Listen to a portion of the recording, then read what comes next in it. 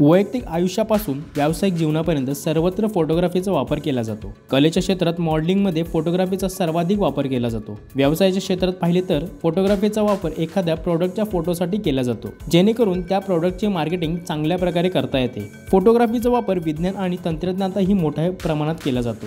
वनस्पती आणि प्राण्यांबद्दल अभ्यास करण्यासाठी फोटोग्राफीचा वापर होत असतो। वैयक्तिक जीवनात लोक आपले आणि आपल्या परिवाराचे अनेक फोटो काढतात, जेणेकरून ते आठवण म्हणून सांभाळून ठेवू शकतात। आजकाल प्रत्येकाच्या हातात स्मार्टफोन आणि कॅमेरा आले आहेत, तर अनेकांना फोटोग्राफी शिकण्याची आवड असते। त्यामुळे अशा हौशी फोटोग्राफरसाठी या व्हिडिओच्या मार्फत काही टिप्स पाहूया।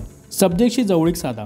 जर तुमच्या कॅमेऱ्यामध्ये झूम लेन्स नसेल तर तुम्ही तुमच्या वस्तूच्या अधिक जवळ जाण्याचा प्रयत्न करा। तुमच्या कॅमेऱ्यामध्ये मॅक्रो मोड असेल तर फुले, पाने, इमारती, लोक यांचे फोटो तुम्ही अचूक टिपू शकता। Panorama tricks.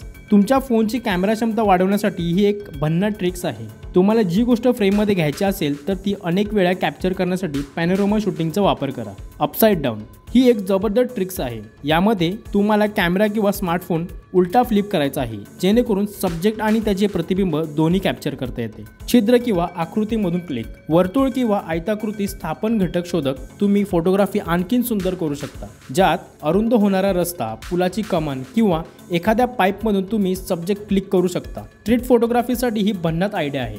लँडस्केप मोड ही ट्रिक्स तुम्हाला सोपी वाटू शकते। लँडस्केप मोडमध्ये शूटिंग भिन्न दृष्टिकोन केल्याने अधिक मनोरंजन प्रतिमा मिळू शकतात। एका शॉटमध्ये अधिक दृश्यांचा समावेश करण्यासाठी ही पद्धत विशेषतः फायदेशीर ठरते।